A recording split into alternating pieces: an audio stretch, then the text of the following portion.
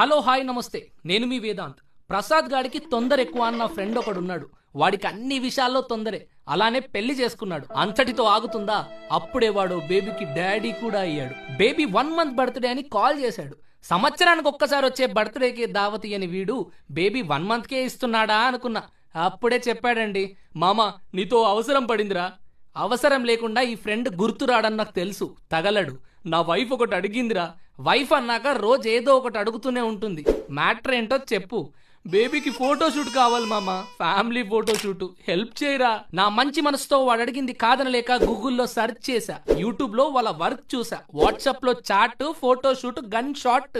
Yes, దాని పేరే kids photo garage. పిల్లల్ని బొమ్మల్లా తయారు చేస్తారండి. మీ పిల్లల్ని బాహుబలిలో ప్రభాస్ లా, ఆరెంజ్ లో రామ్ చరణ్ లా, పోలీస్ స్టేషన్ లో పోలీస్ లా, కోర్ట్ లో జడ్జ్ లా. అబ్బా, నేను ఆ ఏజ్ లో ఉన్నప్పుడు ఇవన్నీ ఉండుంటే ఇప్పటికి హీరో అయిపోయాన్ని కదా అనిపించింది. ఇంకా ఆలస్యం ఎందుకు, మా ప్రసాద్ గాడికి కాల్ చేశా. అరే ఇన్ని చెప్తున్నావు, ఎన్ని డబ్బులు అడుగుతారా?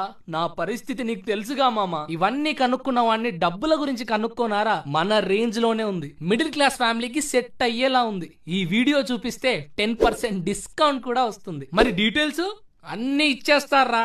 వీడియో చూడు, లాస్ట్ లో పెడతా.